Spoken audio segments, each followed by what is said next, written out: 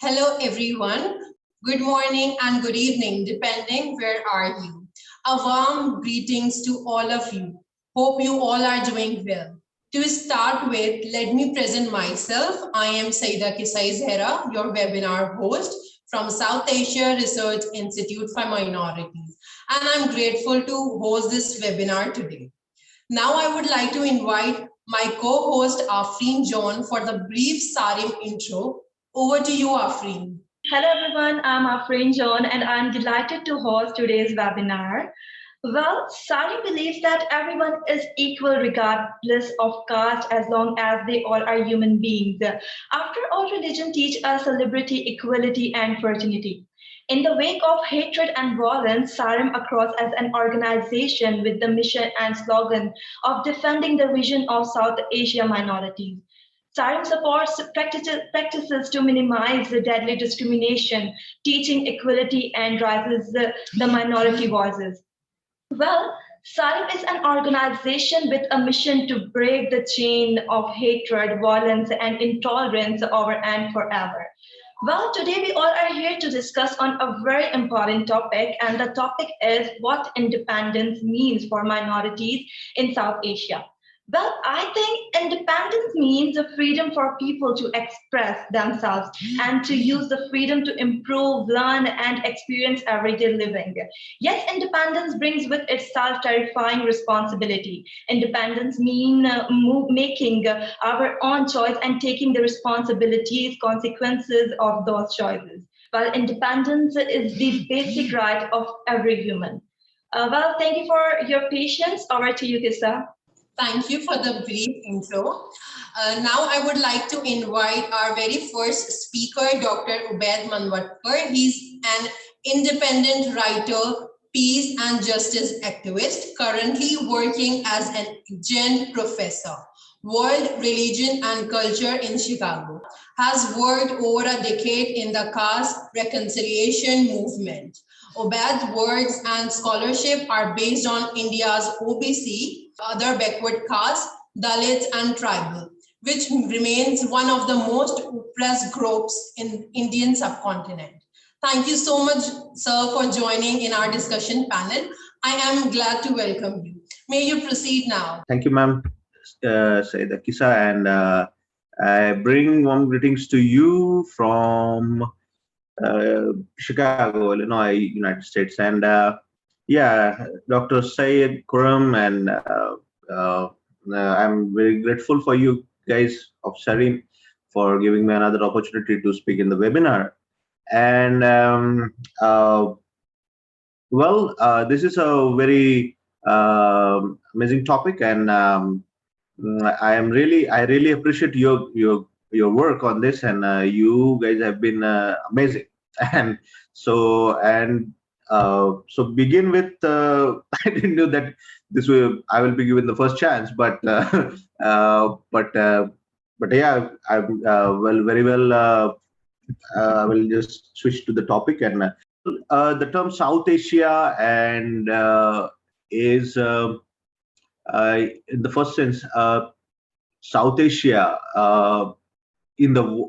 because I see on the international platform and global platform I work, South Asia, South Asians, as far as the identity of a South Asian is concerned, on the global international platform, this South Asians are always like hidden. This identity is always hidden on international academia and international understanding, because Asia is a huge continent. So we are all generalized as Asians, and in the Western world, Asians we are also not like Asians. Means like I have experienced this in the Western world. Like people literally have zero clue what South Asia is and how do we come from. Because I met one of the not thinker, but he's one of the institution leader. Like he asked me because of my because what I wear, and he literally asked me the question, brother, do you speak Arabic? And so I said, brother, what do you think? I asked him, like, brother, what do you think who I am?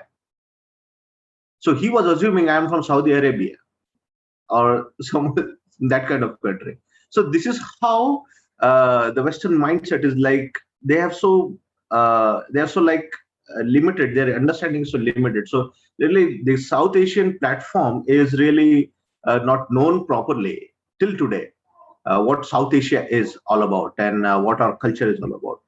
And it's a great initiative which started by SARIM. And so South Asia, as far as concerned, to unify the South Asian diaspora, and I see in the modern world, in modern India or modern history, since 19th century, there was only one person who made this idea, and it called South Asia as Balistan, and documented this subcontinent as Balistan. And this is his name is Mahatma Jyotirao Phule. In his book Slavery, he mentions South Asia as Balistan. Balistan, the kingdom of Baliraja. And so South Asia means Afghanistan, Pakistan, India, Sri Lanka, Nepal, Bhutan, and Thailand, and all Indonesia. So all these countries which exist in South Asia, Phule unifies this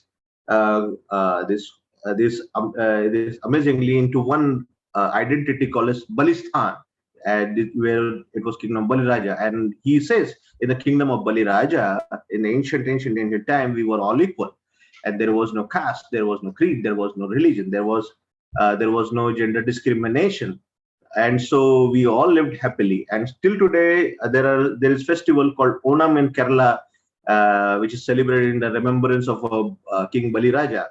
And so it's amazing. It's amazing. It's a equalitarian and egalitarian kingdom coming, and there is a hope in that festival, that people hope that kingdom of Baliraja has come and the caste has gone, at least for a week. So these stories of hope. And also why I'm saying this, because I wanted via this platform, I wanted the audience to know that Phule always remains ignored in the academia and the world, but Phule has been a unique figure to explain that although we are today are from different identities, from different religions, but we are one, and we are one human beings, and and it's a great joy to come together and to talk about our issues, to discuss about our issues. And independence, as far as concerned, the South Asia was many of the countries in South Asia were colonized, and and Phule in his book Slavery writes about, as a prophetic figure, in the era of Muslim rulers, in the era of British colonialism, how this was, and what is the way out of getting out of the slavery. And so far, minorities are concerned, and independence is concerned. Independence, I come from India, so in the idea of independence is in understanding as subaltern or Bahujan, or you see as a marginalized person. I see when I study independence in Indian context. So in my understanding, the word independence was not much used, but it was used as transfer of power by the British government, transfer of power to the uh, elite groups, elite caste. On 15th August 1947, it was a transfer of power to the elite groups, elite caste of India, the so-called upper caste, we call them. So it was a transfer of power day, and it was so basically one colonial source is gone, the other Brahmanical hegemonical forces took over to India. And before that, like India is a union of states, and India is not a nation; it's still nation in making. And so, as far as, of course, Pakistan got their independence, a new nation, Pakistan emerged on 14th August. Horrors of partition still haunts us, and then of course every country has different. So because South Asia is a bigger platform, and Afghanistan now, uh, Afghanistan is completely different, but decoloniality, the idea of decoloniality, which has raised another question, decolonizing, but who will who will capture the power? Now Afghanistan is the situation in Afghanistan is very challenging now, and so we are all seeing that in the news and all. Uh, as far as a whole South Asian diaspora is concerned, like Nepal remains the only country which was never colonized, and but still, Nepal is the worst den of caste and caste system. And as far as minorities are concerned, minorities in all of these countries, be it Sri Lanka, Nepal, Bhutan, India, Pakistan, or Afghanistan, minorities, it has been a den of horrors for minorities. In Pakistan, Christianity or Sikhism, it is a minority religion. And so, and we know we which caste groups have embraced this minority religion. As same is like India,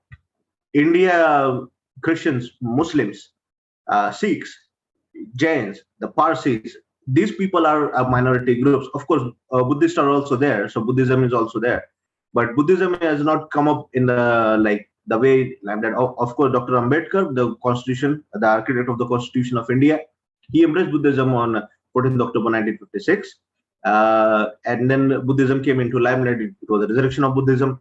And so, minorities, as it is concerned, it has been a 74 years of independence of India, and the 74 years of thing.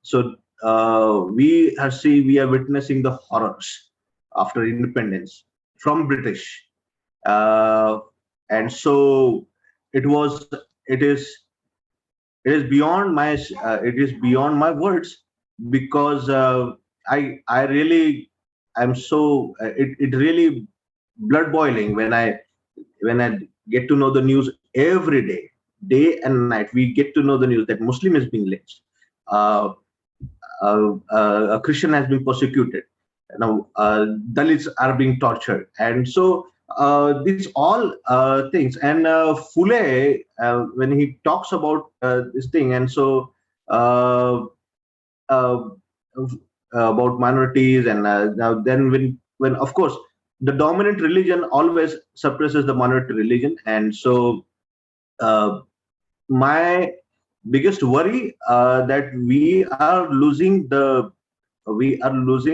conscience of being human, and that is my biggest worry. And uh, I don't know, because 4 days ago, right near in front of the parliament, we witnessed slogans in India. जब मुल्ले काटे जाएंगे तब Ram Ram चिल्लाएंगे. What the heck this is? What is this? That literally a slogan to butcher the Muslims. So where this tsunami of this hate has engulfed 3 generations. 3 generations have been radicalized in such a way, and everywhere this world, we see fundamentalist forces are taking over. And Afghanistan, now Taliban is taking over. In India, it is a new kind of Taliban thing, fundamentalism.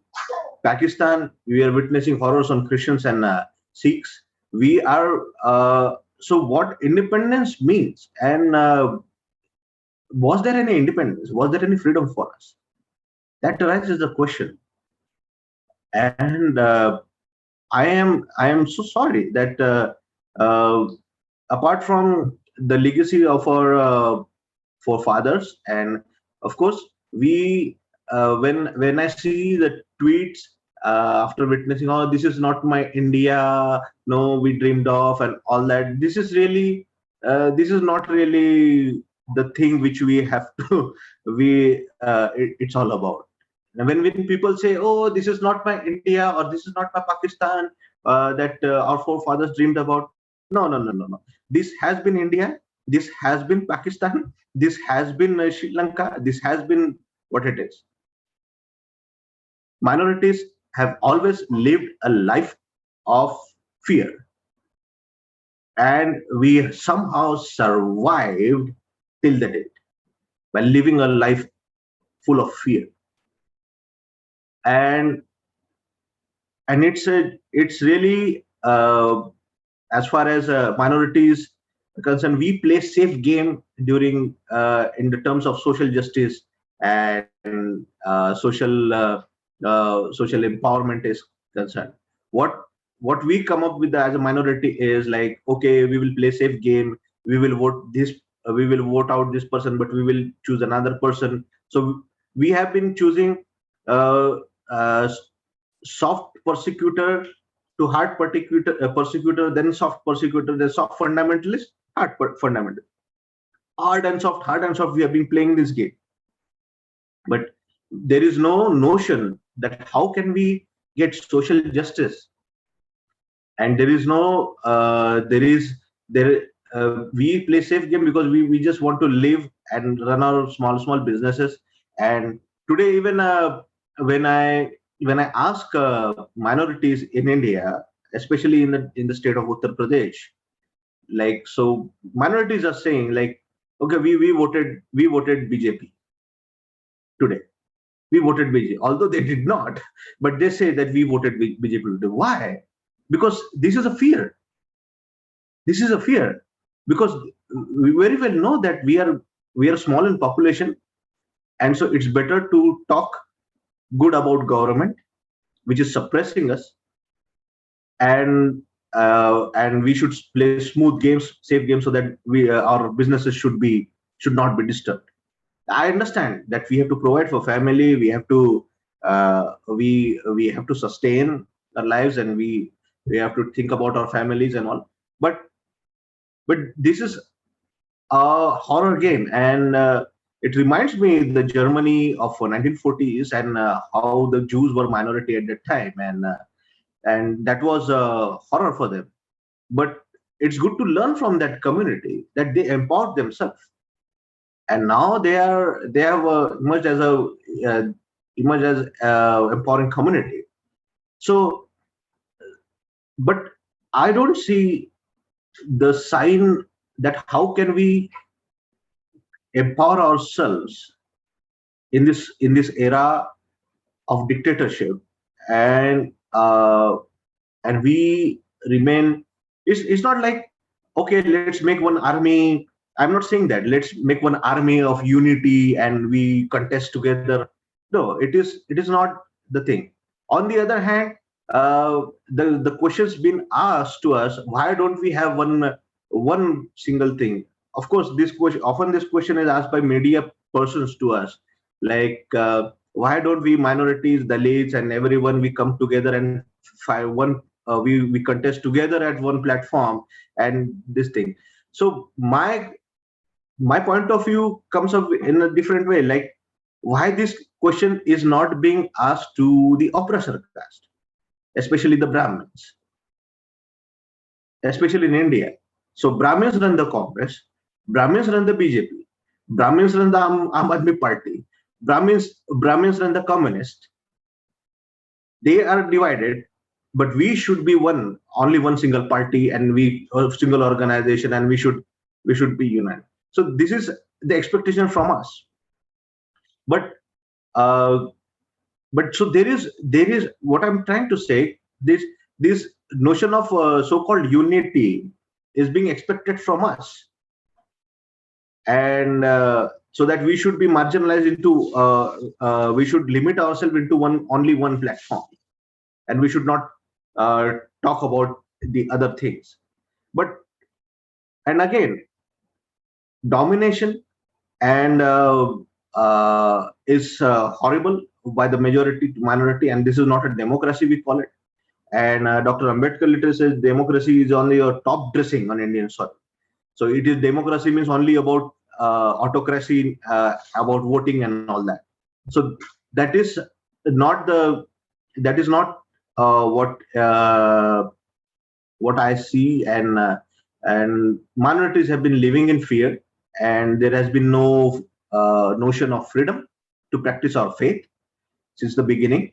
And this has been India, Pakistan, or Sri Lanka, or Bangladesh. You call it Afghanistan, or I'm sorry, I'm missing any country, but uh, these are. But again, in the colonial era, Phule, Mahatma Jyotiba, in his book Slavery, how to come out of this web of Brahmanism, and how the kingdom of Baliraja can come. I encourage all of you to read that book, Slavery, Gulamgiri, of Mahatma Jyotiba Phule.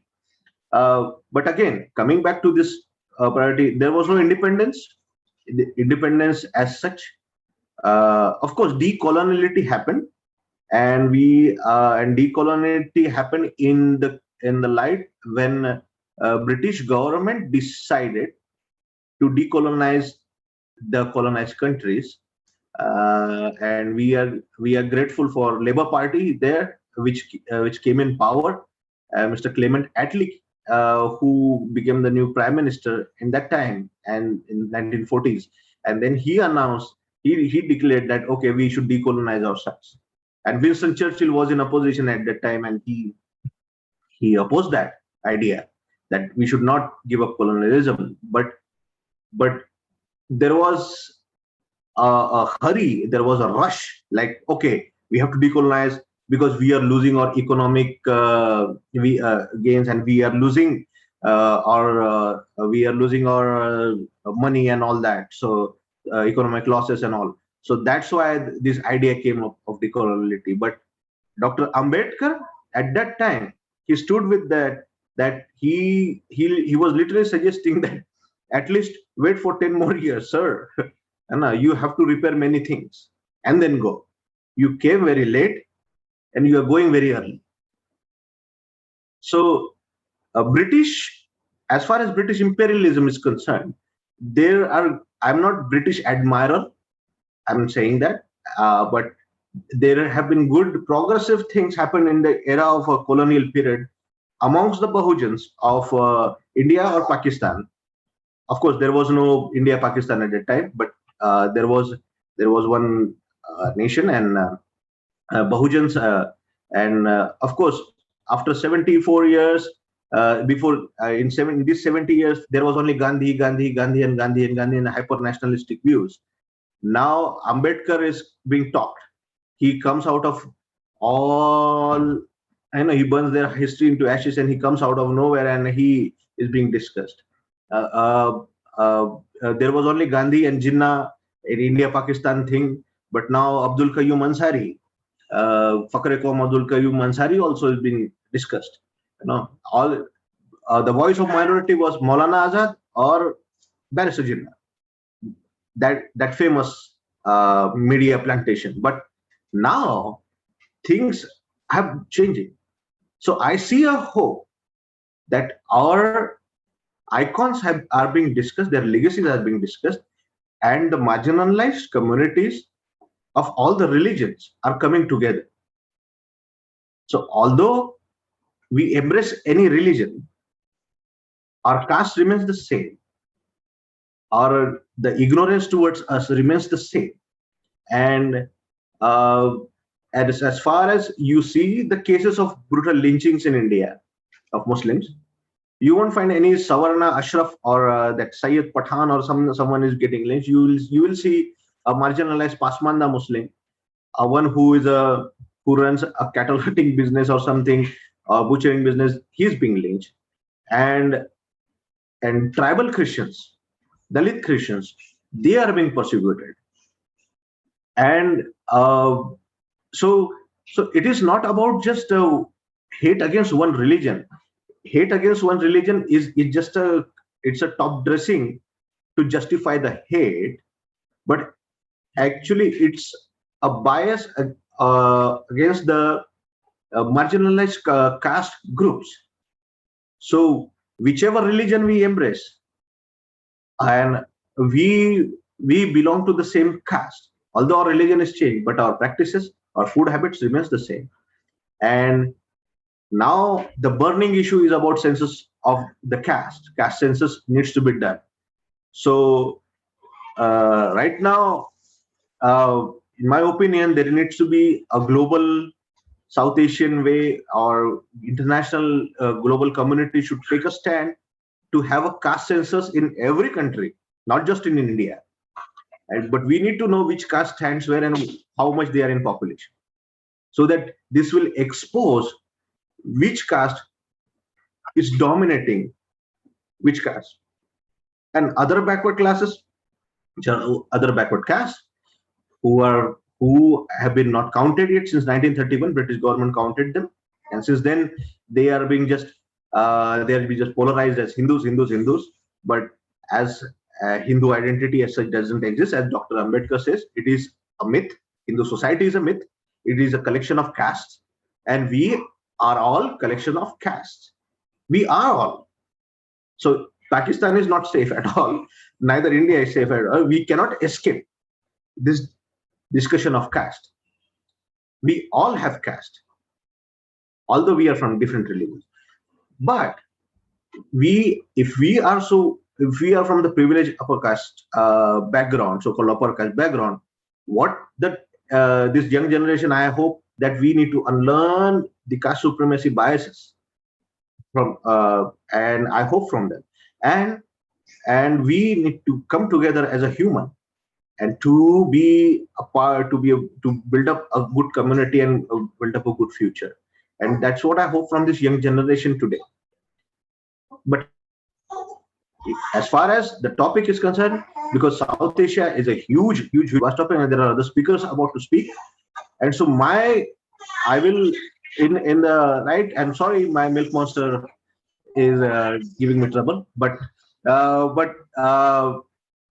in the light of the South Asia, as far as minorities are concerned, we all belong to pain and struggles, and our stories of pain and struggle should unite together, and we can build up a good community, build up a good future, because we need to unlearn from the past. And now this time is not about that which religion is superior than the other, and it's not about like my religion is good and your religion is no. This is not that time. This is time that yes, we are brothers and sisters in pains and struggle. We have gone through a lot. It's been 75 years, and we have lived a life of hell and as a den of fear. And now we have to overcome this, and we can do it. No superior, no messiah will come to be it Modi or Imran Khan or something. That politicians by politics we cannot change. Of course we can change the power, but social transformation needs to happen from us. It is a challenge before us for social transformation. I'm talking about social justice. Fine, we'll change our leadership, but again, our social justice lover comes in power.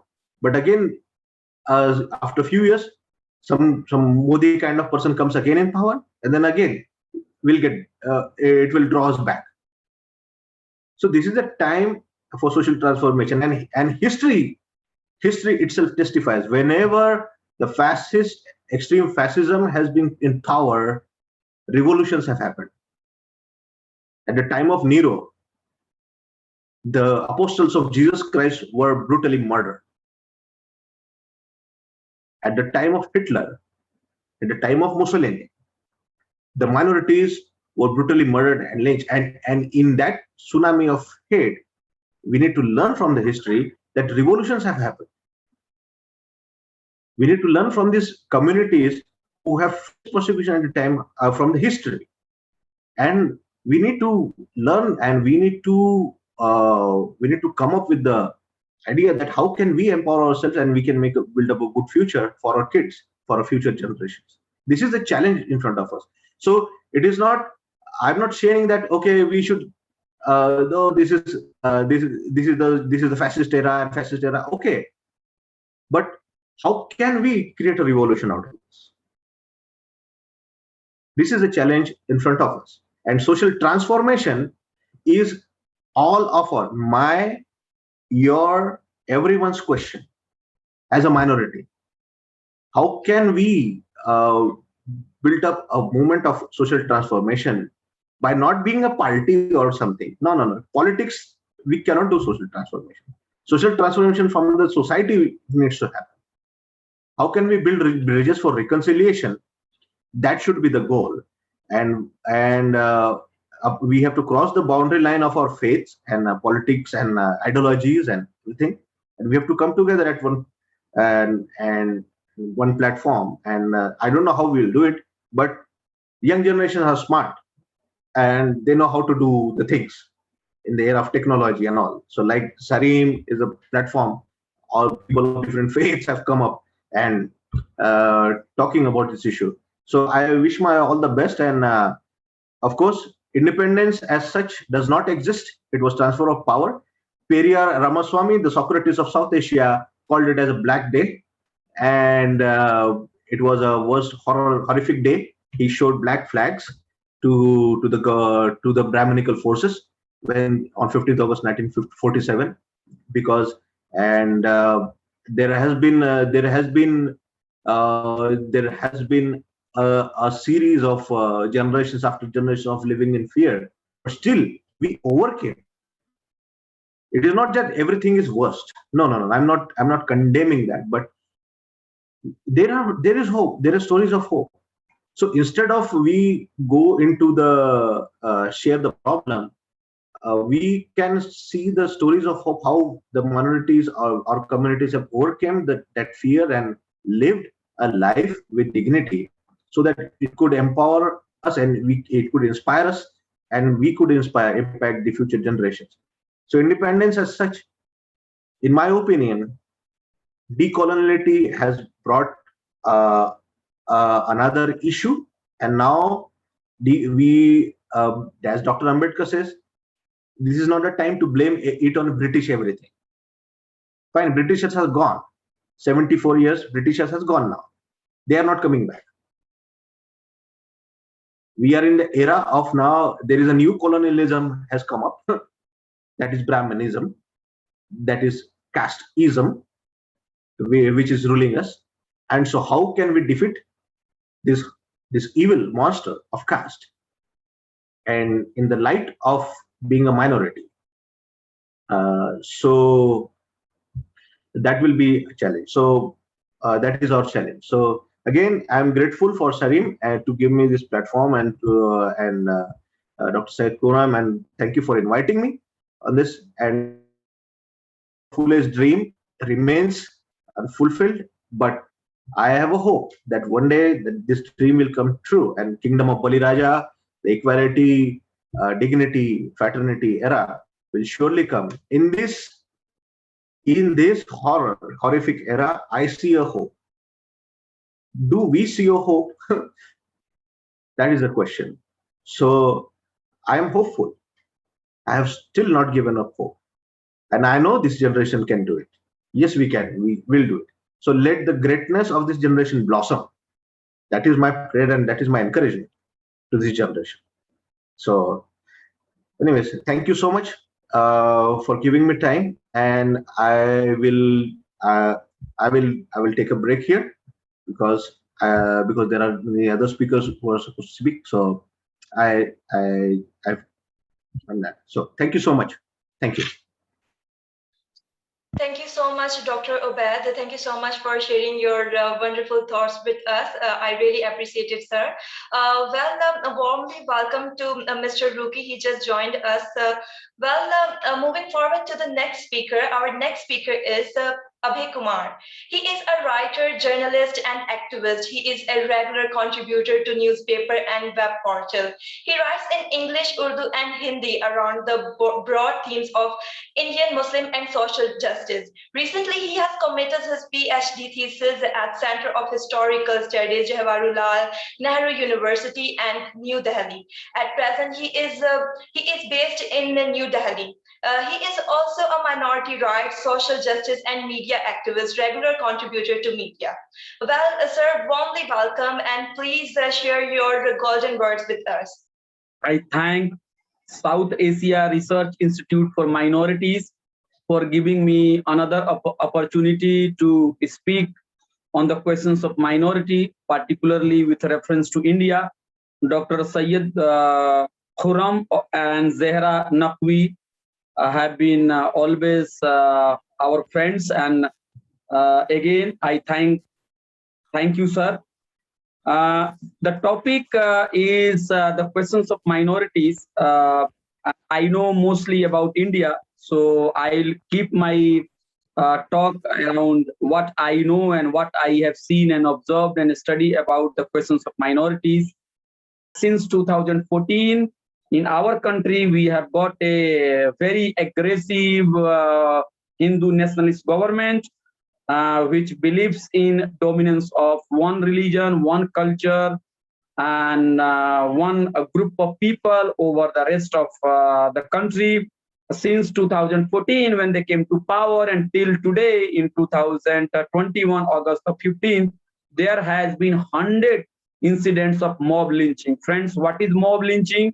Mob lynching refers to an incident where unruly mob who are being supported by the system, or if they are not supported by system, they are given impunity, and they will catch member from, let's say, minority community, or in some cases Dalits, the ex-untouchables, and they will try to ask them to recite Jai Sri Ram, or they would be blamed for carrying meat of the so-called sacred cow, and on several occasions they could be lynched, they could be killed in public domain, and the police will remain mute spectator. And in some cases, when the accused, the murderers, when they were arrested, they were released on bail in no time. And unfortunately, very frustratingly, the leaders, the politicians, the minister, they have gone to garland them, those people who were involved, who were alleged to have involved in killing minority community. Friends, in Delhi, in the national capital, not far away from our parliament, which is called the Temple of Democracy by many, at that place a few days back, a Dalit activist was, a journalist, I think, he was asked to chant Jai Sri Ram, that is Hindutva's way of projecting Hindu nationalism, and it is their slogan, Jai Sri Ram. So that journalist refused. There is also one story coming from Kanpur, that one rickshaw puller was assaulted for not chanting, I think, Jai Sri Ram, and on the pretext of several other things. So the minorities are being harassed, they are being lynched, they are being killed, so they are being assaulted. And now the cases may not be too many. I'm not justifying the killing of a few hundred people. The cases may not have been too many compared to people who were killed in post-independence rights. But the government has been, and their supporters has been able to create fear among the minority community. What they will do when a person belonging to deprived community, when that person is being beaten up, that story will be recorded, and then through social media it will be circulated. Muslims are in fear. They are fear, even if they are not lost their lives in such a large number, which they did in previous years. But the psychological fear is too much because of social media, because of technology. In your bedroom, you will get the picture of how a religious person, a Maulvi, is being beaten up, how a common Muslim is being beaten up, how a Dalit is being beaten up. And when you watch that image, you feel scared, and any person will feel scared. That even if this regime has not seen killing of Muslims in such a large number, which we have seen during some communal rights, let's say Delhi riots or maybe the Gujarat riots, but the sense of fear is so much. And apart from that, we also know this fact that the government is working day and night to project itself as true representative of Hindu interest, and they are attacking Islamic culture. They are changing the name of the cities, and now Muslims are being discriminated as far as jobs are concerned. I think India is perhaps the few country in the world where the religion of the disease has been identified. Or if I put it in other words, the corona pandemic has been linked with a particular religion. It is Muslim, particularly the Tablighi Jamaat Muslims, a Sunni group who roam around and they go and tell common Muslims that please follow the basics of the Deen. That Tablighi Jamaat was established in United India in 1920s. So Tablighi Jamaat's members were held responsible for spreading corona virus. But now the court, I think after 2 and 3 months later, the court has said that Muslims were made and Tablighi Jamaat were made a scapegoat. In India, activists are being jailed, activists are being charged with the draconian laws, and particularly the Muslim youths are in jail. When I met minority leaders, their activists, students, I found that there is a deep sense of marginalization, the deep sense of fear gripping them. So this is a fact that the conditions of minority in India is not very good. The government is, on the other hand, is claiming that the minority is having all the rights and India is Jannat for them, paradise for them. But this is just the propaganda. Marginalization is so much there. Discrimination is so much there. There is open call to kill Muslims. There is open call to discriminate Muslims.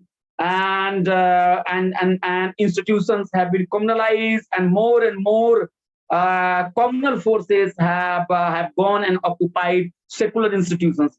But now the Muslims community is now really seriously thinking about that we should not just demand, we should also forge unity with other deprived communities. They are not 1 or 2 or 5 or 10 that any political party can come and they can remove them from the scene. They cannot be removed because they have got their stake in this country. This country belongs to them as much it belongs to Hindus, and they have said that there is no reason to fear. The point is that the Muslims community or other marginalized communities should come together. They should not always ask, okay, give me this, give me that.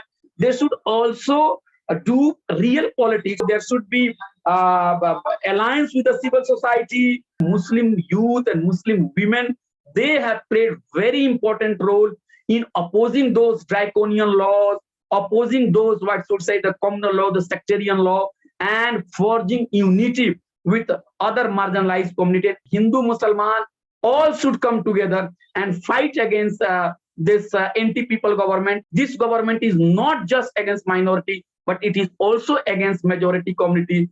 When people are being arrested, when the cases of UAPA, that anti-drug, anti-terrorist laws are being implemented without any thinking and without any thought, they are being misused by executive. When seditious laws are being used by the government to silence their opponent, in that situation, Muslims are not only suffering, Hindus and other communities are also suffering. Thank you so much, Dr. Abhay Kumar, for sharing your golden words. I really appreciate your thoughts and your work. Well, moving forward to the next speaker, our next speaker is Mr. Asif Aqeel.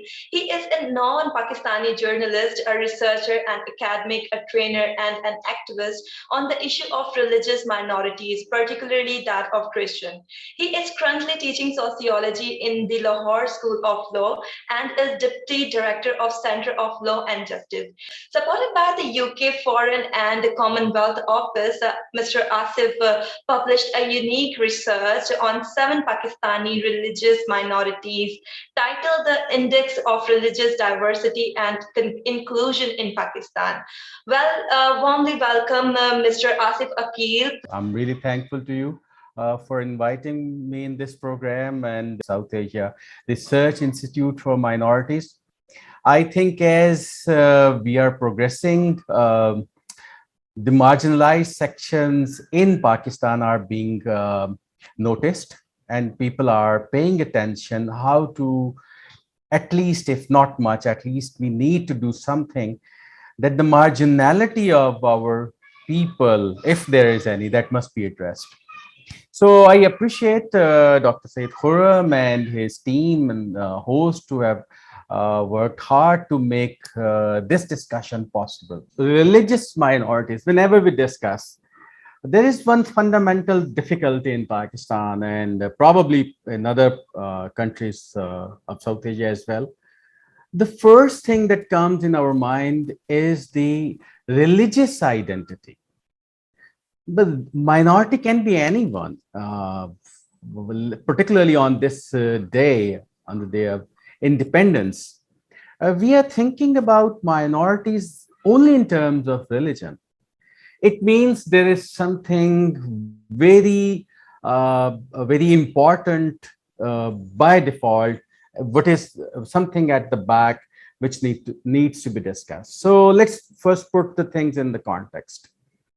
Pakistan in 1947, it was East and West Pakistan. Now one is Bangladesh. Roughly 45% of the population living in these lands was non-Muslim.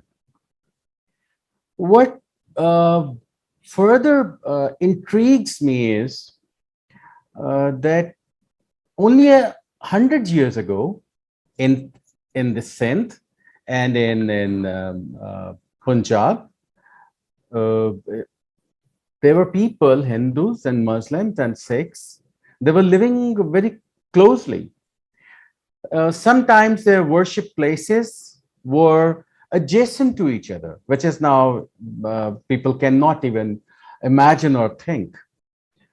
This culture can be, to a very small extent, can be seen in Umarkot now. What happened? So we were living here together for centuries, and then colonizers came. They brought many good things as well, but somehow when they left, all of a sudden, some people living on the border of this side, they were foreigners. And some people who were living in India, they were feeling themselves as they were foreigners. So we can see that the line drawn in 1947, I don't look at it in terms of conspiracy theories or it as a black day or something else. I think these are the historical developments that's those unfolded, and we are today at this place. Today, minorities are roughly 4% in Pakistan. The number of Christians has decreased. But I would say that the last 20 years have comparatively worse for Christians, but overall were good in Pakistan. Pakistan progressed. India need to learn from us. We are improving. I know there are several bad incidents that have taken place just recently. In Rahim Yar Khan, Hindu temple was attacked. And this is not the first time. In this same Rahim Yar Khan in 1986, a church was attacked, pelted with stones. Youth had taken a rally. What had happened, and this is the important point, I will also share few incidents, and then we will try to understand what is happening around and how the purpose is that what should be the way forward rather than just thinking and talking about history and then just talking about what is taking place now. In 1986, few soldiers, probably few or many, they enter Al-Aqsa Mosque, and there was no internet, there was no WhatsApp or other such means of communication. The news here, when arrived in Pakistan, so people thought these are the Christians. And then Christians, because we cannot go to the US, we cannot attack Europeans, we cannot attack Australians or other. So based on that religious identity, a rally pelted stone in this Rahim Yar Khan back in 1986 on a church. Now we take another incident.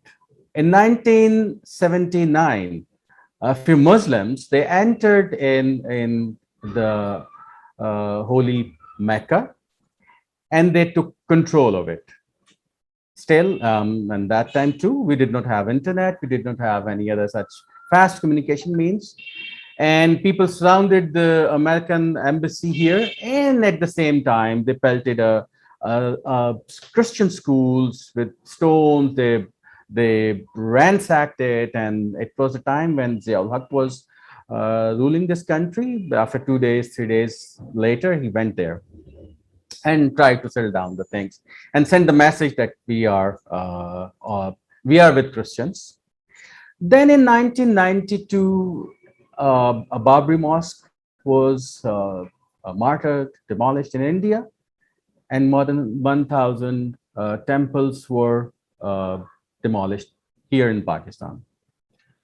So these were the times when Pakistan, I think, was not realizing or trying to think of itself as a single entity living in this world and can do anything it wants to do with the people who are just 4% of the population. So this minority and majority debate, that one group is dominant because it has a higher number of people based on its identity, it can decide the future of the 4%. The year 1979 also brought in elections separate for minorities. And then things changed after, you can say, with the dawn of this century. We have brought back the electoral system, inclusive. Only Ahmadis cannot vote for any other people. But at the same time, and there are several other things. For example, job quota is given. Recently, we worked hard for education quota for religious minorities, and Punjab has accepted it. And even the founding of this research institute on minorities, I think these are the very good, bold steps Pakistan have taken. There is one thing I think still missing. Pakistan, before I come to Mr. Jinnah, I want to pick up one more aspect. I think Pakistani Muslims and Muslims living in other parts of the world, probably, I cannot speak for them, they are suffering a challenge. The challenge is that they believe there was a golden past. There was a time, once upon a time, they were the ruler of this earth. They were the most powerful. They were advanced in science. And then for the last 500 years or so, they have a challenge from the West. When they have a challenge, they have a negative identity associated with the West. But this, as a Christian, I have no problem with Pakistan's foreign policy. And to be very honest and straightforward, I tell everyone privately and publicly, I do not have any problem with Pakistan's religious identity. I think even in India, that it has a secular identity. This is not a historical development. This is only the legacy of colonization. West has its secularism as a historical process. So if Pakistan as a majority, they 94, 5, 6% people, they want to have an Islamic identity for the country, I really don't have a problem with it. My problem is only when you judge me based on something which I have no role in it. I'm born in a Christian family, and then I'm considered a second-class citizen. And later I will also discuss that there is not just religion. Caste is still a very prevalent phenomenon here. And most of the Pakistanis, they don't understand how it is operating in Pakistan. Pakistan even confused religion and caste, which I have written in my research, Shame and Stigma in Sanitation.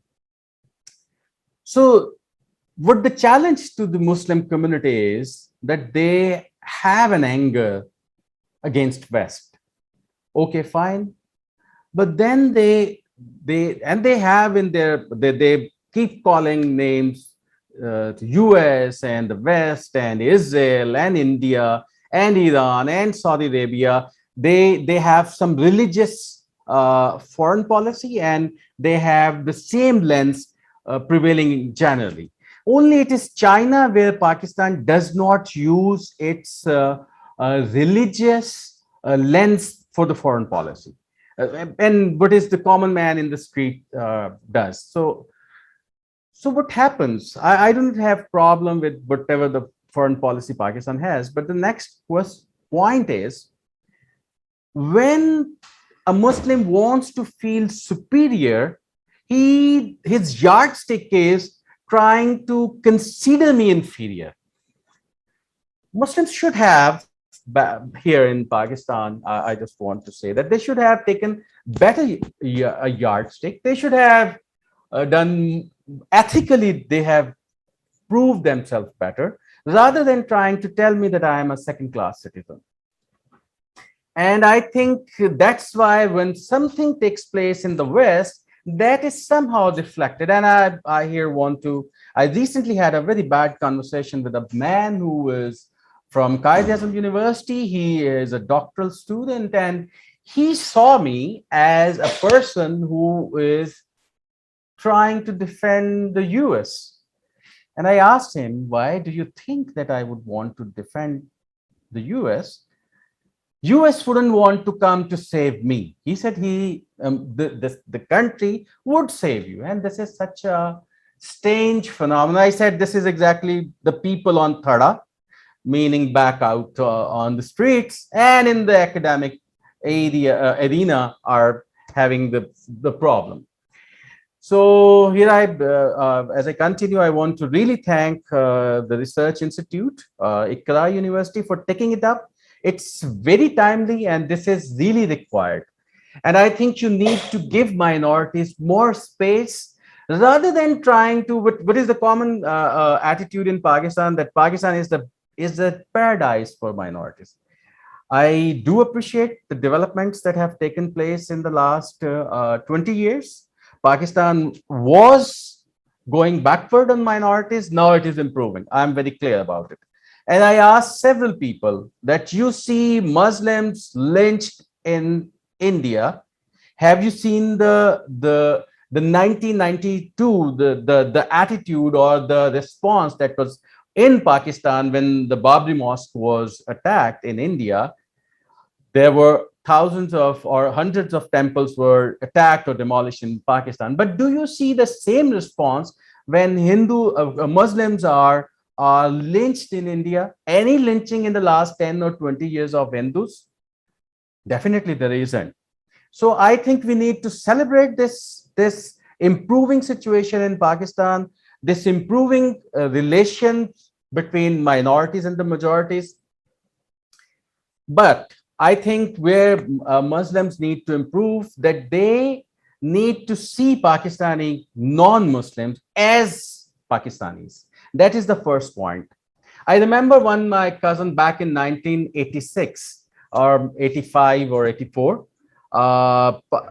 West Indies cricket team was in Pakistan, and it has badly demolished the cricketers, and many of them got leg fractured, finger fractured, and that was a very bad time. And my cousin said that this is the win of Christians. And I was younger than him. I said, how come it's the win of Christians? You know what he said? He said, when Muslim Pakistani team wins, they consider it the triumph of Islam. So when they look at that way, why can't we look that way? I would say that it's okay with the cricketers. They are intermediate, matriculate, but that shouldn't be reflected in the state's policies. And this is where it makes the difference. Pakistan, India, and other South Asian countries, they need to give more confidence to their minorities. And such discussions, I am very confident that they are a step towards where we will have a more inclusive society. Now, what I was saying that Muslims as a general, they are going through this internal discussion, their dialogue with the West and their progress and their reformation and this all, but that shouldn't affect their religious minorities. What they need to do is they need to come up with more, you can say what they need to do. They just need to they just need not to make me feel inferior. They have any whatever the questions or they have, that shouldn't be coming to me, and I face it less, I'm sure, but my other Pakistani brothers and sisters face that is sometimes even harder when they are working and when they are having more interaction with their neighborhood. You can see what in our neighborhood, for example, I live in a Christian neighborhood, and it has its two entrances where the Muslim majority area begins and our area ends. There is one crossing which is named Medina Chowk, and the similarly same thing is by very religious is written out there. So you have only 3-4% minorities. They shouldn't be made as if you're trying to enter or penetrate into their neighborhoods or their philosophical arenas. Yes, definitely. Islam is a religion which is more evangelical, like Christianity. But in Pakistan, when there are very few minorities, they shouldn't be feeling that we have a pressure. People around us, they want us to convert. Meaning if there will be no minorities, if there are Christian were 1.6% and today they are roughly 1.2%, how you want a Pakistan where there will be no minorities? So I think there is need for more humane policies. There is need to include more minorities in the framework of government. And here comes in Mr. Jinnah.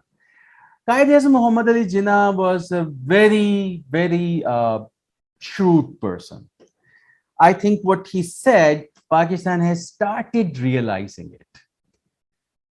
There was a revolt. We can find his speeches of both sides. We can find speeches where he was saying that we want to have an Islamic model, and then he said religion will have no model. So I think we need to find a balance what he was saying. What I have discovered is that Mr. Jinnah was actually, after thinking a lot, he said everything will be settled, but there is only one question that needs to be answered, and that is of minorities. And that is why he said that religion will have no role to play in politics. This is perfectly fine. Even in the UK, the head of the state, Queen, is also head of the church. Nobody even talks about it because religion is nowhere interfering in the lives of minorities or those who are not concerned about it. As I said, books should have religious identity, but at least those minorities who are reading religious are having education, they shouldn't be feeling like threatened. They shouldn't be feeling threatened about their identity. They should be very confident. And this confidence definitely will come from the majority. They need to tell them that, see, you are Christian. We are very happy with your identity. Stay Christian. If you want to convert, that's your choice. But so that's how I think that needs to be done. I also think that in recent years, more debate and discussion has taken place in Pakistan about religious minorities. There's also pressure from the West, for good reasons or for bad reasons, but that matters. So we are a country, I think at the moment, we can set a standard for India to learn from us. Pakistani Muslims should learn from Indian Muslims as well, that they are a minority there. And this is very strange, where they're Muslim, the same people who we are same people. Only when we meet, then we realize how similar we are to each other. What we in India Muslims want, they want a secular India. And in Pakistan, same Jamaat Islami, they want an Islamic rule. Having a way of life or having Islamic values, that's really very welcoming. But at the 4% of your minorities shouldn't be feeling insecure, shouldn't be feeling second-class citizen. I think this is the yardstick. Rather than using any other, recently I heard that secularism is a Western yardstick. So my take is that myself is a yardstick. I shouldn't be feeling inferior. I shouldn't be feeling devalued or not welcomed. And I shouldn't be attached with the foreign policy. If Pakistan has no good relations with the West is not Christian anymore. West is for its 500 years. Pakistani Muslims at least be taught that Christendom is gone. There is no Christendom anymore. And so there is no Christian West here anymore. There is separation of religion and power. And nobody is coming to save me. If there was Gojra in back 2009, nobody came from the West saying, okay, we will protect Christians. Recently, there was an incident of the Hindu temple. So nobody's coming from outside. This is we who are living together. And minorities should be used as a yardstick by the majority, how happy they are. It's not they be telling us that you are living in the best country in the world. So I think we have very positive things before us. Our religious places should be safe. And recently, I think the study which you have just mentioned, the Index of Religious Diversity and Inclusion in Pakistan, I collected the data of suicide attacks on religious minorities. There were very few. And you will be surprised, there was only one on Ahmadis. There was not a single attack on Hindus or Sikhs or Parsis. And there were like more than close to a dozen, you can say. They were on Christians alone, and particularly on the mainly on Protestant denomination, churches and their neighborhoods. So I think those who draw such lines, they see the social fault lines. They see that Christians are seen as Western entity. While the fact, which I said I'll come later, and I'm now moving to closing my talk, caste is still prevalent in Pakistan. Christians are seen on one hand as they are the proxy of the West, but they are treated as untouchable sweepers. And here again, the Pakistani state, unknowingly, I have thought a lot, and I think Pakistan doesn't realize what it means. It says we want to have sanitation workers coming from only the non-Muslim background. And then it, in many advertisements, it clarifies who are the non-Muslims. Are these Ahmadis? Definitely not. Are these Parsis? Definitely not. Who they want? Do they want upper class Hindus who control most of the economy in the Sindh province? The answer is no. They simply want untouchable non-Muslims coming from the Dalit background. So I think Pakistan still can improve on this very easily. They need to review their policies. Their neighborhoods, as I'm saying, they need to watch. Do they have pressure? And you will see one phenomenon. You can see, I don't want to name because I want to survive. There are many churches which are historic churches, but only few yards away, few feet away. Later on, a mosque is built. What is the purpose of this? Wouldn't it be more threatening atmosphere and the environment? So the people who are already marginalized, those who are poor, those who stand nowhere in politics, those who control those who do not control resources of this country, those who are not, except very few Parsis and maybe Amdis and few Hindus, upper caste Hindus. So there's need to see that most of the minorities, they are living in segregated areas. They need to feel protected. Their youths be feeling free. The textbooks should be more inclusive. As Pakistan has recently taken several steps. August 11 is declared as a minority day. I appreciate now my Christian fellows, they don't have end to complaints. They say, why this is a minority day? First, they were saying that there should be now we have this minority day and they have a problem with it. So I think minority phenomenon needs to be considered as a cultural war, as in the global age of globalization, almost all religious identities are feeling scared, as if they have intruders. This is same in the Bible belts, it is same in Hindutva, this is same in Pakistan. As I'm saying, Pakistan has an earlier experience, so it is improving. We didn't let any Taliban rule the country, so we can have more conservative side, but we at least we are not seeing that type of thing. So I think we have positive development in the last 20 years.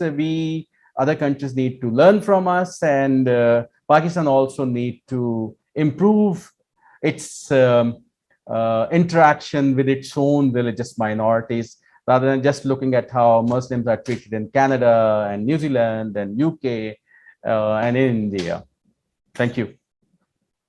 Thank you so much. I totally agree with you. I appreciate your words, sir. Move to another speaker, Ruki Fernando. He is an advisor to Inform, a human rights documentation center in Colombo, Sri Lanka. He has worked on human rights issues since 1997 and in particularly since 2007. As human rights violation within Sri Lanka begins to accelerate, he has worked on human rights education and advocacy and has documented human rights violation. A warm welcome to you, sir. It has been an honor to have you. Right. Thank you very much. Good evening, and thank you for inviting me. This is the first time I'm joining an event by the South Asia Institute for Minorities, so I'm happy to join this event. I will try to share the screen. I mentioned that I would be using the PowerPoint. Is that possible? Right. So I wanted to talk about independence and minorities, but also with a perspective of democracy. So I inserted that part. And the picture you see that I'm using is a march that happened this year from the eastern part of Sri Lanka to the northern part, which has a lot of ethnic and religious minorities. So that's a picture that I've shown because it's an occasion where many ethnic religious minorities have come together in a very visible way. So some basic facts about Sri Lanka in terms of ethnicity and religion. So Sinhalese are the majority ethnic group, and I also belong to that. Tamils are a second group, and then we have a classification according to our government as Indian Tamils, but that is contested term. Then we also have Muslims, ethnic-wise. In terms of religion, again, Buddhists are the majority, about 70%, then Hindus, then people of Islamic and Christian faiths. That's the general composition. And in our Constitution, we have a clause that says that no citizen shall be discriminated on any ground. That's a very clear clause that we have in our Constitution. But when we talk of minorities, we have to talk of majorities as well. Minorities exist as long as there are majorities.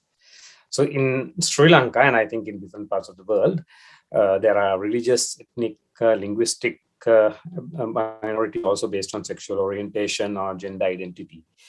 And also something that I want to point out and very important for Sri Lanka is that the who is majority and minority can change from national, provincial, district to a village.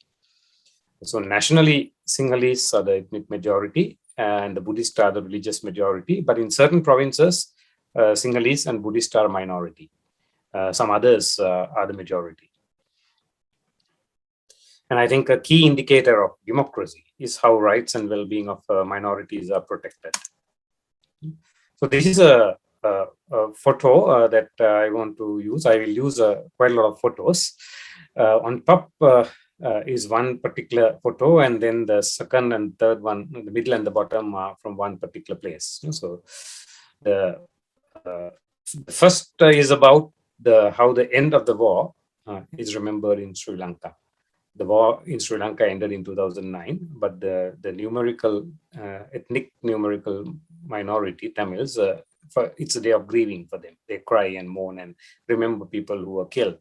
But for the majority, often it's a day of celebration, particularly for the government, which is dominated by the majority ethnic religious groups. So it's the same day, same country, but it's a very, very different feeling if you are in the north, where the Tamils are the majority. And the war in Sri Lanka was largely about the dignity, rights, and independence of the ethnic numerical minority of Tamils. They wanted autonomy in areas they were the numerical majority. So autonomy is a form of independence. So, and they had peaceful democratic campaigns for that, which later escalated into armed warfare. And also the demand escalated into a demand for a separate state. So when there was no response for the peaceful campaigns, and when there was no response for autonomy within one country, there was a demand for a separate state through armed warfare. So this escalation happened around the 1970s. But even within the numerical ethnic minority of Tamils, there were communities who were struggling for dignity and rights within that community, particularly on caste and gender lines. So there was very clear caste and gender-based discrimination in all communities. And there were also ethnic minorities in the north, although in the north, the Tamils were the majority. So the national majority of Sinhalese and Buddhist in terms of religion was a minority in the north. And the group that claimed to fight for the liberation of independence of the ethnic numerical minority, the LTT or the Tamil rebels, also attacked Muslims. There was a massacre in a mosque, and all the Muslims in the Tamil majority northern area were evicted in 1990. So this is a kind of a remembrance that the Muslims try to do. So it's called the Quest for Redemptions, about the northern Muslims who were expelled by the LTT from the northern province of Sri Lanka in 1990. So they, as a minority, suffered at the hands of another minority. We also have this community who had originally come from India, but who had been here for quite a long time, who worked largely in the tea plantations in the middle of the country. And they are another ethnic group who are striving for dignity and rights. I want to spend some time talking about religious majorities and minorities. Our constitution, Article 10, says every person is entitled to freedom of thought, conscience, and religion, including to have or adopt a religion or belief of one's choice. And this can't be restricted under any conditions, whether there's COVID or whether there is war or tsunami or any disaster. This cannot be restricted. We also have other clauses in the constitution which refers to the freedom of religion or belief. But we also have a clause that says that the Republic of Sri Lanka shall give Buddhism, the majority's religion, the foremost place. And it specifically says it's the duty of the state to protect and foster the Buddha Sasana, while assuring all religions the rights granted by the other articles. So clearly in this Article 9, in the Constitution itself, there's foremost place given to the majority's religion. So this is very much contested and debated now. For many years, this has been debated, whether this is appropriate or not. But the majority have also faced violence. I think that is important for us to note as well. And this is a more recent incident in 2018 where some Buddha statues were damaged. And this is the religion of the majority. And in context of the war, some of the most sacred Buddhist temples in two parts of Sri Lanka, away from the capital, were bombed by the Tamil rebels. More recently, in the context of COVID, Sri Lanka, for most of last year, had a policy which didn't allow to bury the dead, which insisted on cremating. So this is a campaign where many Muslims are appealing to change this policy, because according to health and experts, both Sri Lankan experts and international experts, including the World Health Organization, both cremations and burials were allowed under strict health guidelines. But we had a very strict policy for nearly a year that only cremations will be allowed. So this is a campaign, and I think the bottom photo is where some Christian clergy are showing solidarity with brothers and sisters of Islamic faith to enable them to have the right to bury their dead. And in the recent past, Muslims in Sri Lanka have suffered a lot of violence. I think many of you would have heard of the Easter Sunday attacks in Sri Lanka, April 2019, about 2.5 years ago. On Easter Sunday, a very important day for Christians, where 3 churches and some hotels were bombed. And very clearly the bombers were people of Islamic faith who identified themselves as Islam. But what this resulted in is some degree of violence and reprisals against ordinary Muslims. And these are some photos. At least one person was died, and some mosques, shops, residences of Muslims were damaged. But even before that, in 2014, in 2017, in 2018, in different parts of Sri Lanka, Muslims, their mosques, their shops, houses have come under attack. This has been a regular occurrence in Sri Lanka. On and off, this happens in different parts of the country. There has also been violence against Hindus, particularly in the northern province. And this is a protest against the destruction of a Hindu temple by some Buddhists. This was in 2019, not very long ago. This is another incident where in the northern province, where Hindus are the majority, in a land belonging to a Hindu person, a Buddha statue was placed. And these are instances where some Christian places of worship have come under attack in Sri Lanka. And these instances have also been common. And then there was one report that looked at 20 years, 1994 to 2014, which found that a state institution or a public official was recorded as a key perpetrator in 175 incidents in 20 years, which amounts to about 18%. So nearly 1,000 incidents were recorded in that 20 years. And there has been many other incidents since 2015. And this is an example from a 2017 report where 96 incidents were reported against Christians, different types of violations. 2019, I did a calculation of reported incidents. Until August, I found 61.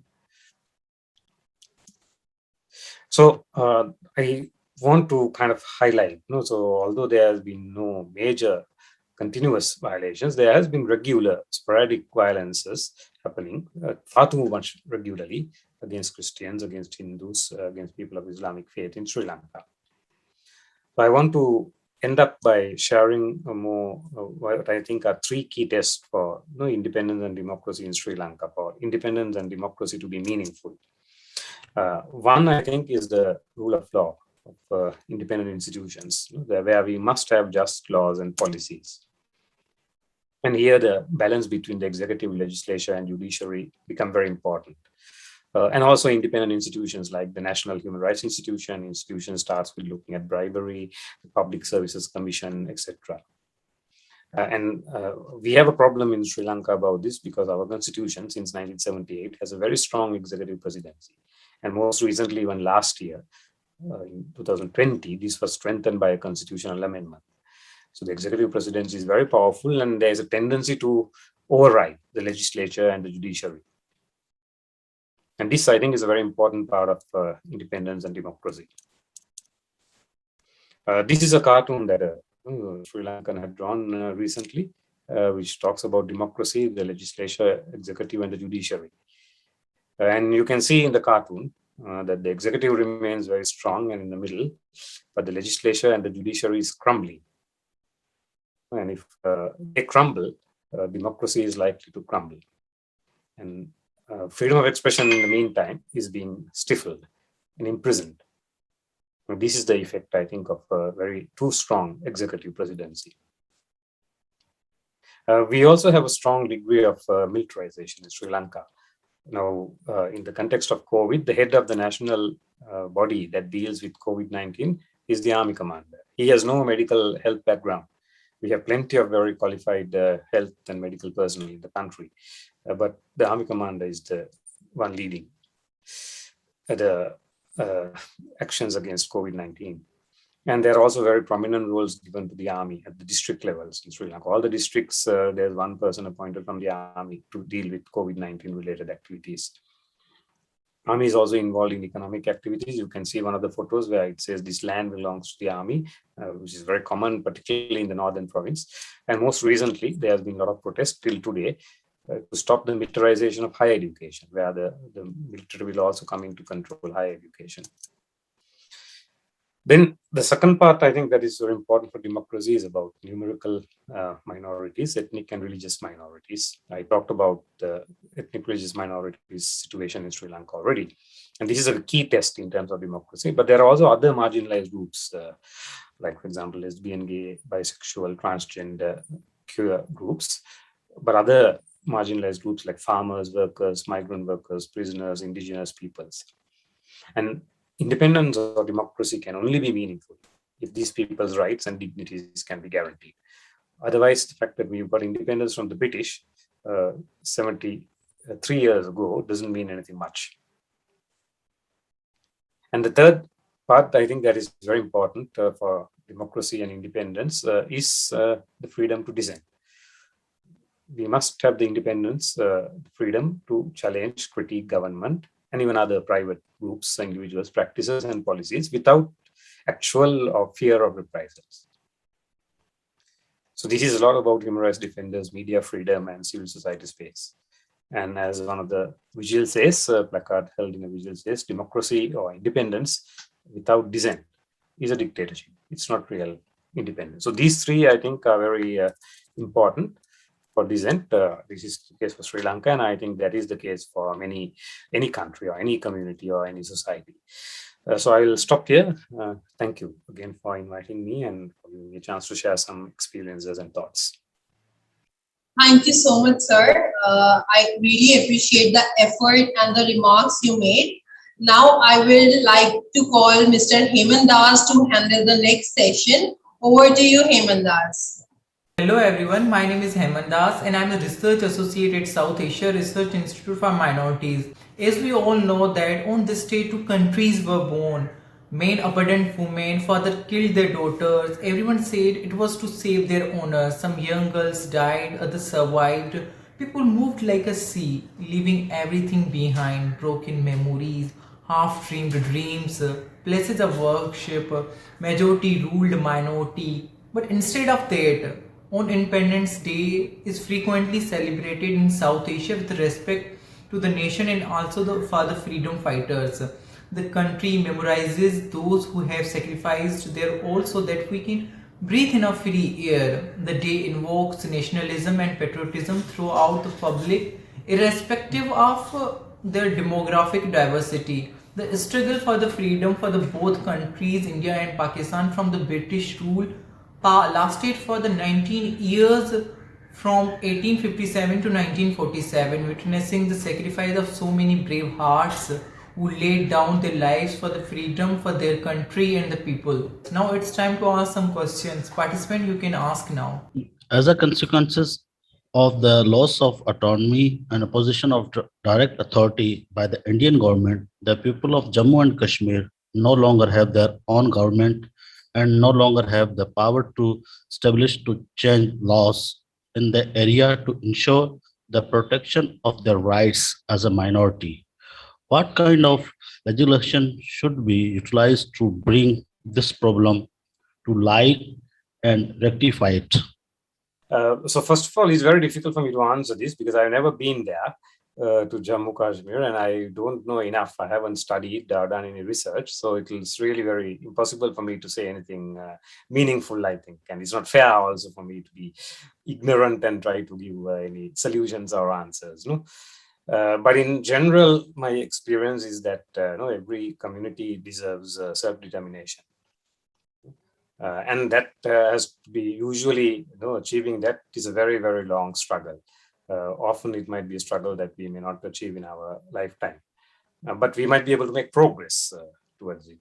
And in that, my experience in Sri Lanka is that collaboration with other communities is very, very important. Dialogue and collaboration with other communities is important. If we isolate ourselves from other communities, it becomes very challenging. So that is just my insight from Sri Lanka. But I am really sorry that I cannot give solutions or answers to how concerns in Jammu Kashmir can be resolved. Hello, good evening, everyone. And good morning, Dr. Obed. I want to ask questions to you. The question is that we still having many issues to address after so many years of independence. Minorities frequently face discrimination and exclusion, and they struggle to gain access to their human rights, even under conditions of full and unquestioned citizenship, because they are the one who face the evils of ignorance. What do you think we can do to bring peace to them? That's a very good question. There is peace building and hope building is a continuous process, and especially the empowerment. The word empowerment also. It's a continuous notion. It's not in one day you get empowered and you get peace is built, and so on. It's a and of course minorities are facing ignorance, and I don't deny that, and there have been mistakes done by our leadership in the past, and we need to unlearn those. That can be the thing, of course, especially when it comes for Christians in India. If I talk about Christians in India, Christians in India, Christian missionaries in India have done, like, education was brought by Christian missionaries. So be it even Hindutva leaders, they studied from Christian schools. Especially M.S. Golwalkar, he studied from the same college where I studied, Hislop College in Nagpur, English medium college. L.K. Advani and all the Hindutva leaders, they come up from our institutions. So we have empowered, indirectly empowered our oppressors to oppress us without critical thinking. And so this question remains. We are today a minority because we gave the good news in the hands of David. And now it's time to unlearn those things. And of course, there is hope. Of course, there is hope. And it's not like we will be ignored all the time. No, there was a time in my speech when I spoke, if you were there, so I literally spoke that at a time, 75 years of independence, there was Gandhi and Jinnah floating in our minds. But now the times have changed since 90s era. Mandal Commission, OBCs, Phule, Ambedkar, Mandela, and these heroes, Abdul Qayyum Ansari, out of nowhere. These kind of heroes and sheroes are arising. And now Christians were never taught because of the death of Father Stan Swami recently in jail. Christians are being taught that there are Christian activists too who are working for rebuilding the community. And of course, we are being ignored because we have a small voice. And I think SARIM is a very awesome platform that at least minorities are getting voice. Their voices are getting heard. So to answer your question, ma'am, this cannot be a quick solution. If you are seeking a quick solution, instant solution, there is no instant solution to any problem. It's a process. And we have to build bridges of reconciliation and hope amongst each other. It's about people. It is not about politics. We cannot trust any politician, and we cannot think that okay, one politician will come and fix things. Politicians can create laws. That's what politicians can do. Good politicians. But in the end, it's we, you, me, and we all. We have to build up our own platforms if we are ignored. We cannot be complaining like, okay, media doesn't talk about us. So what is the solution? Build up our own YouTube channel and talk about it. So that can be the thing. So we need to counter the narratives, and we need to unlearn the things that everything was not gold and silver, that the myth we believed in. India was Sone ki chidiya and British looted. That was not the case. It was always about the hostility of minorities, and there is hope.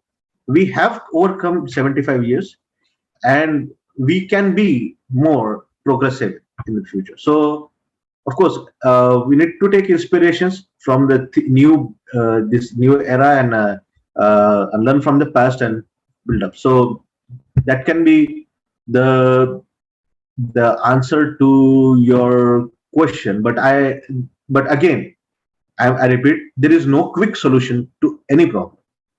No, it's a process. So think about it. I hope I answered you, ma'am. Thank you so much, sir. You are right. It's a continuous process. So Yeah. I have a more question to Mr. Asif Aqeel. Sir, it is critical to report acts of violence against the minorities on a frequent basis. What has to be changed, and what recommendation would you make to the Indian and Pakistani governments? In recent incident in Rahim Yar Khan, we have seen that the Supreme Court immediately took action. The government was comparatively slow. The same action we saw when a Christian couple back in 2014 was burnt alive in the district of Kasur. And we have seen when courts and law enforcement agencies take strict action, the society changes. People realize that it's not easy. You cannot get away by beating and burning non-Muslims and their places. So this can change when the state strictly takes action. This action is missing in India. We have seen, we just recently it was talked that policemen keep standing there, and it was same in back in 2014 here in the incident when the Christian couple was burned. The police asked why the Supreme Court asked why the policeman who was standing there didn't take charge. At least he could have some firing in the air. So they were held responsible. And even this time, the police, since the SHO or of the Rahim Yar Khan police station, he has been ordered to be arrested for his whatever the reason that the Supreme Court saw that there was negligence involved.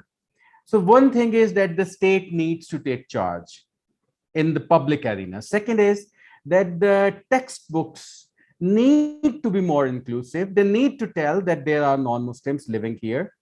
And thirdly, the textbooks also not just to tell, but they need to question the stigmas and stereotypes and taboos associated with Christian and Hindus. Whenever we want to talk about India, we talk in terms of Hinduism. When we talk about West, we talk about as if the West is Christian. So this has its repercussions. And if you are presenting non-Muslims in that bad light, that needs to be challenged. And thirdly, you have a role in media. Media need to, I don't like minorities being reported. Because when they report, then they ask that why they are reporting only when an incident happens. Or if what else they report, if they report that Christians are living in slums, then Christians do not like it. They say why they are we are telling only this side. Then what the media should do. So what media needs to do is it needs to project an inclusive worldview.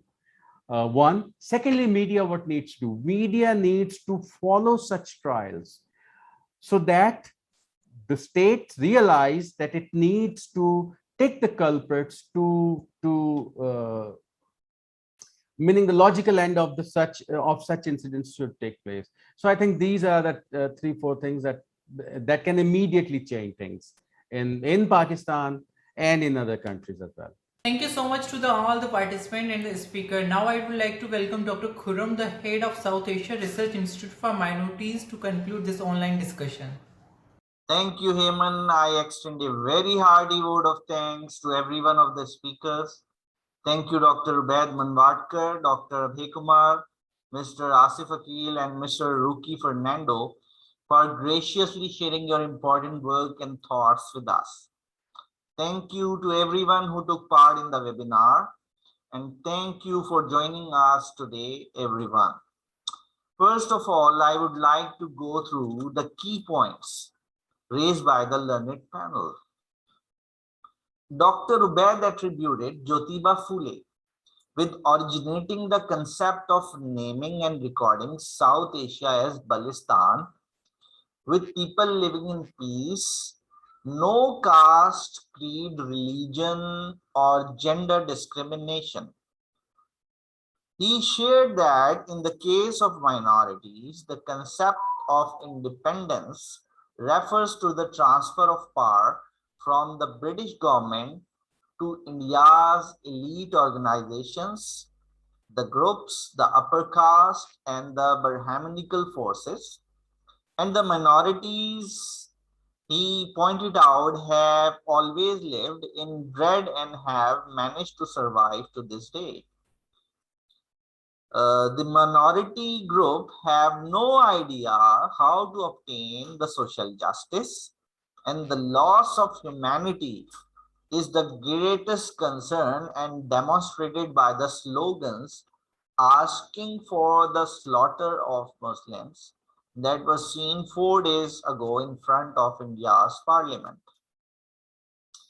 He said that we must be the ones to bring about the societal change.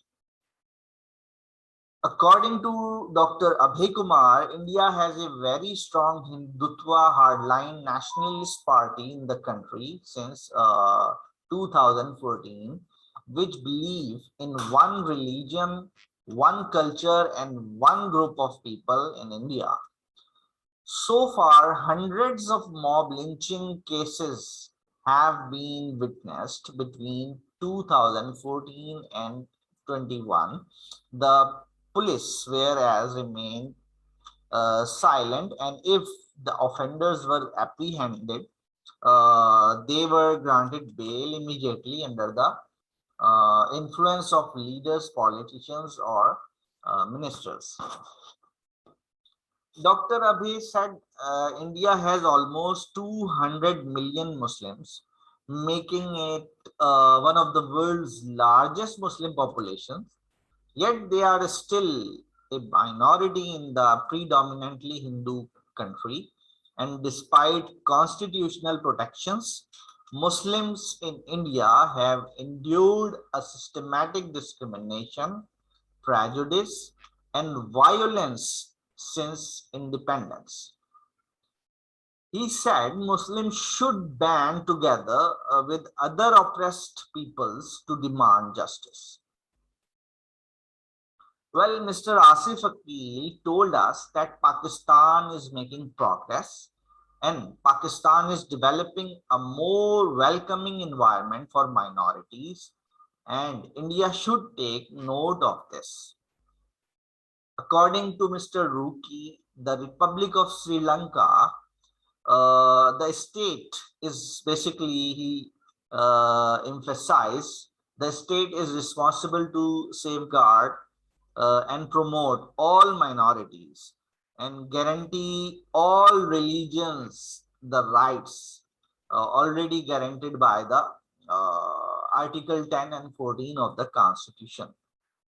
He further explained that rule of law, independent institutions, just law and policies, and the rights of numerical minorities and other marginalized groups are all important indicators of independence and democracy. To close the session, I would want to emphasize the importance of minorities' rights to promote and defend their identity. Promoting and safeguarding their identity helps to avoid forced assimilation and the extinction of cultures, faith, and languages, which are the foundation of the world's diversity and hence part of its legacy. Diversity and multiple identities must be accepted, maintained, and appreciated for non-assimilation. Minority rights entail ensuring that diverse identities are respected while also ensuring that any unequal treatment of groups or individuals belonging to such group does not hide discriminatory behavior and policies. As a result, affirmative action is necessary to respect cultural, religious, and linguistic variety, as well as to recognize that minorities improve society as a result of their uniqueness. Since 1947, when British India was divided into two separate dominion states, India and Pakistan, based on religious identities, the situation of minorities who chose to return to their ancestral homes has remained difficult. According to historians, 4.7 million Hindus and 6 moved to India, and 6.5 million Muslims fled to Pakistan in 1947 in one of the world's biggest migrations. According to various estimates, the deadly communal riots that afflicted the region at the period cost the life of 2 million people. No one can deny that Indian citizens have deep human and social relationships with the citizens of Pakistan, and they are sharing and caring for one another in times of need, and they are standing together in adversity. Though it was assumed that an independent India would give a fair playing field for all of its inhabitants, regardless of caste or creed, the reality is far from that. Mr. Gandhi wrote in Young India that he wished for a Swaraj or universal government based on fairness. Instead of encouraging a culture of tolerance and cohabitation, the leader extolled India's secular character, which was actually pseudo-secular, not secular. A level playing field was not given to all communities. Even the internal security laws and anti-terror laws are being misused against communities. Despite the fact that many crocodile tears were shed over the condition of the country's greatest minorities, no affirmative action was even done by any political party to correct the situation. On the other hand, Pakistan has been reviving religious sides of its minority community in recent years, thereby further expanding their rights. Pakistan has recently begun reviving several Sikh religious institutions known as Gurdwaras, and as well as 400 Hindu temples around the country, putting the wounds of division behind it. In November 2019, Pakistan opened the Kartarpur border crossing to allow Sikhs to visit their holy religious shrine, which coincided with the Indian Supreme Court decision to transfer up a 16th century ancient Babri mosque to Hindus for the construction of a temple. Pilgrims were permitted to cross the border and visit the famous temple where the founder of Sikh faith, Baba Guru Nanak, spent his final days for the first time since the event of 1947, which also led the split of the state of Punjab. Over the last few years, Pakistan has also restored and written various new religious sites to minorities. To conclude, protection of national minorities as well as the rights and freedom of minorities member are all element of international human rights protection, and to remove the culture of impunity surrounding these crimes, national governments should take fast action to combat growing terrorism and violence, guaranteeing for the fair investigation and prosecution of those guilty of assaults on religious minorities. International communities should assist in the establishment of regional initiatives and procedures in South Asia to address different types of civic space constraints in the region. Once again, I would like to express my gratitude to all of the speakers who have contributed to this gathering. On the behalf of SARIM and on my own behalf, I appreciate your presence with us, and it has remained a pronounced pleasure. And I am confident that our forum will continue to get significant intellectual contribution from diverse group in the future. May God continue to bless every one of us in this wonderful work. Thank you. Finally, thank you so much, Dr. Khuram and all other speakers. I think we have all gathered a lot from this webinar. Hoping to see you super soon. Goodbye.